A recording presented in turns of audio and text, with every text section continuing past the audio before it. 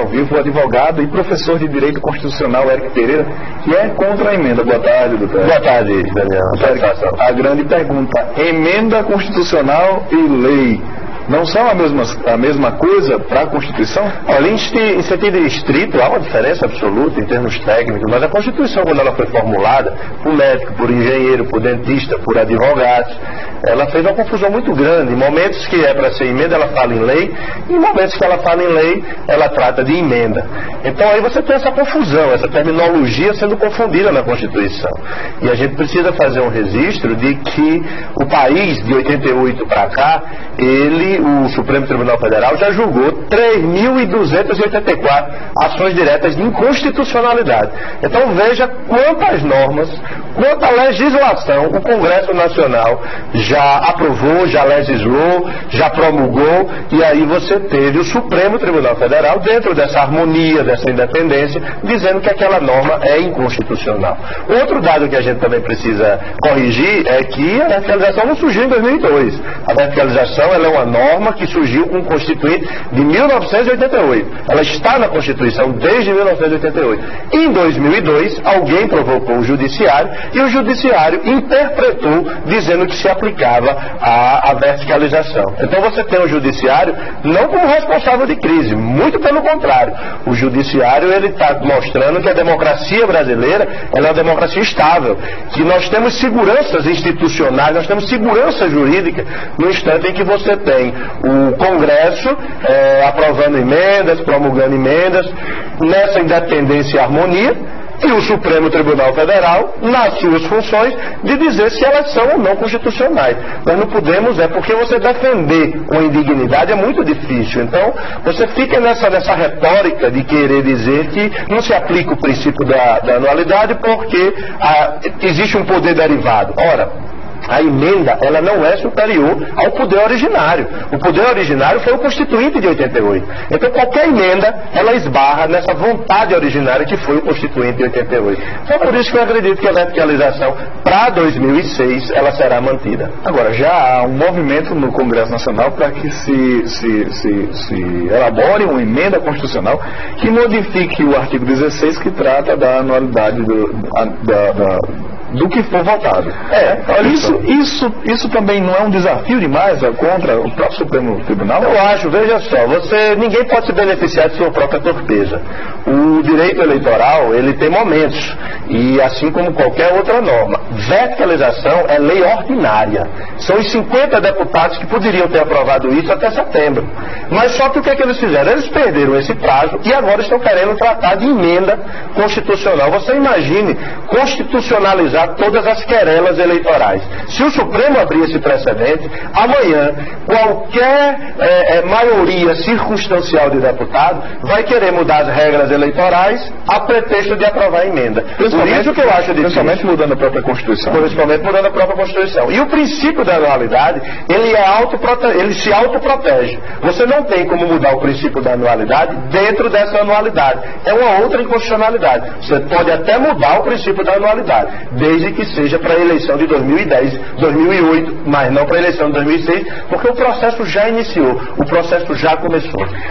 Qual a consequência de uma disputa dessa entre o Legislativo e o Judiciário tentando proteger a Constituição? Nós vamos ter o Supremo Tribunal Federal como guardião. O Supremo Tribunal Federal foi dito pelo Constituinte de 88, de forma séria, de forma objetiva, sem casuísmo, de que o Supremo Tribunal Federal, ele é o guardião da Constituição. E ele, como guardião da Constituição, ele não vai deixar que interesses individuais, que interesses momentâneos, firam essa Constituição, ultrapasse esse desejo do Constituinte de 88. É bom frisar que a verticalização não é boa para o país.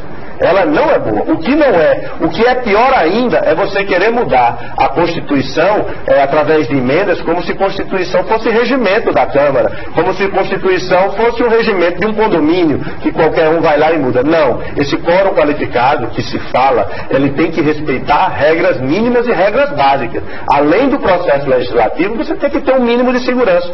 Qual é a segurança jurídica hoje que existe no país se essa emenda for aprovada? Pela baliza do voto do ministro César Pelúcio, Barroso, pela baliza do voto do ministro Gilmar Mendes, eles podem aprovar quantas emendas o Congresso quiser aprovar. Mas o Supremo não irá aceitar essas emendas se ferir princípios de ordem de normas estruturantes. Eu não falo em cláusula pétrea, mas de ordem estruturantes.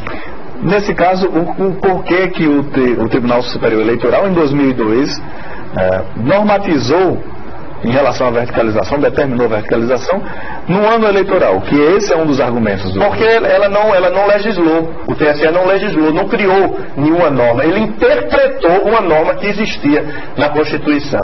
E aí o grande questionamento que nós temos, que surge, é qual o benefício que o cidadão tem com isso? O que é que o cidadão ganha com ter ou não verticalização?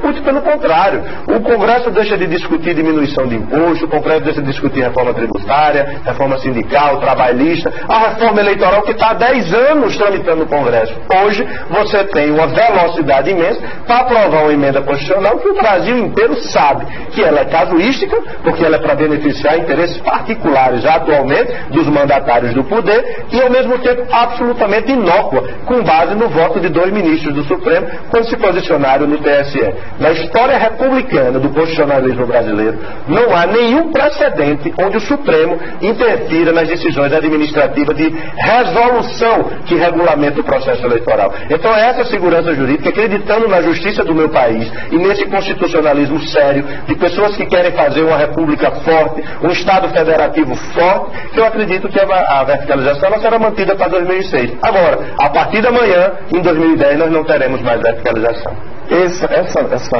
briga enfraquece os poderes e principalmente a democracia brasileira? Pelo contrário, ele fortalece, ele mostra que a democracia brasileira ela é estável. Ele mostra que a democracia brasileira tem um poder judiciário que não se impressiona. Você veja que o casuísmo foi tão grande que eles aprovaram a emenda, mas não promulgaram. Passaram 15 dias, vai fazer agora 20 dias que essa emenda está aprovada. Mas eles não queriam promulgar. Por quê? Eles queriam impressionar o poder judiciário.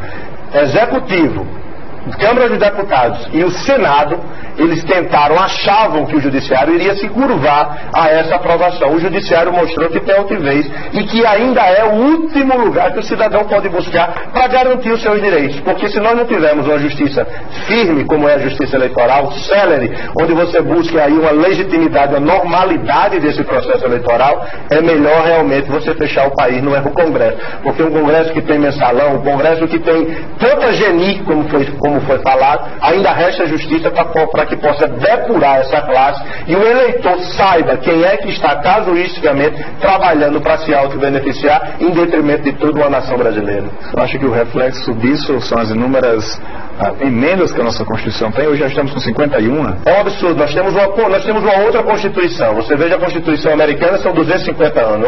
Ontem eu ouvia você fazendo um comentário muito pertinente sobre isso. Realmente, a Constituição americana, você tem 250 anos de Constituição. Nós já tivemos no Brasil 8. Essa de 88 para cá já sofreu 3.200 ações diretas de inconstitucionalidade. Você veja como os deputados, eles legislam de forma tão errada, porque eles causam inconstitucionalidade e é preciso, ainda bem, dentro dessa estrutura dos poderes, dentro dessa formação de Estado, você ter o Supremo Tribunal Federal a garantir a constitucionalidade e o benefício não individual, mas o benefício no sentido de coletividade.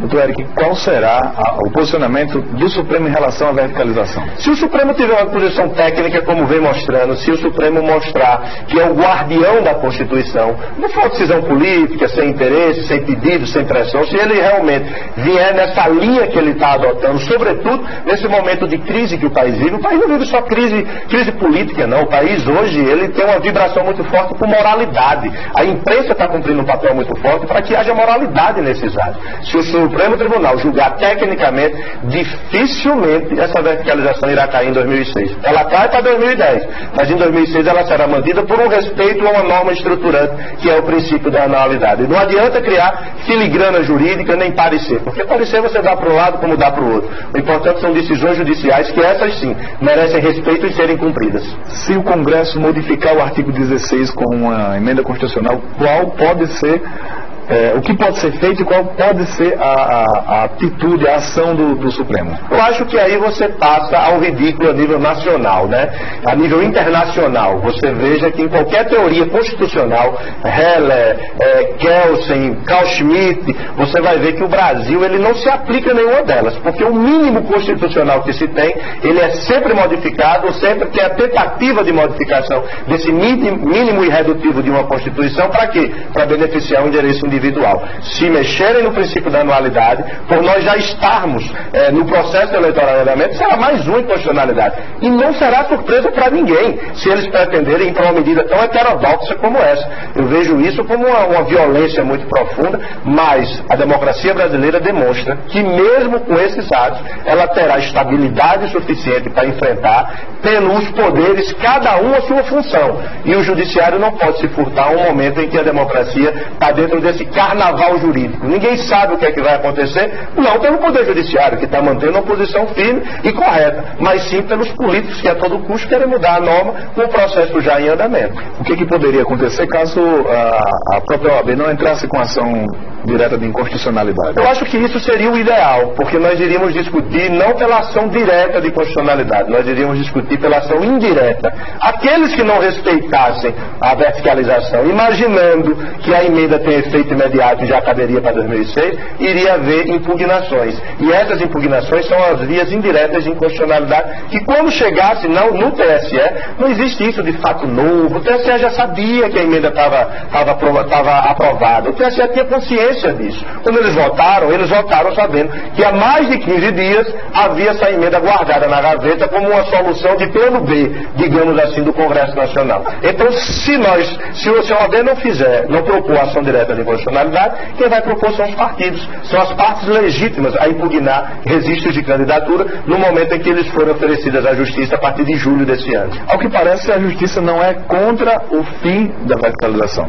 mas está tentando manter o princípio da constitucionalidade, que é da anualidade de uma emenda constitucional. Dificilmente alguém é contra o fim da verticalização, porque ela não será, apesar de doutrinariamente, cientificamente ser muito boa, fortalecer, mas ela sozinha, para a peculiaridade brasileira, ela não fortalece o partido. Então todo mundo já descobriu que foi uma experiência que realmente não vai fortalecer os partidos, que era o objetivo final. Então dificilmente alguém está contra. Realmente nós precisamos ter essa liberdade. O partido precisa ter essa autonomia na plenitude.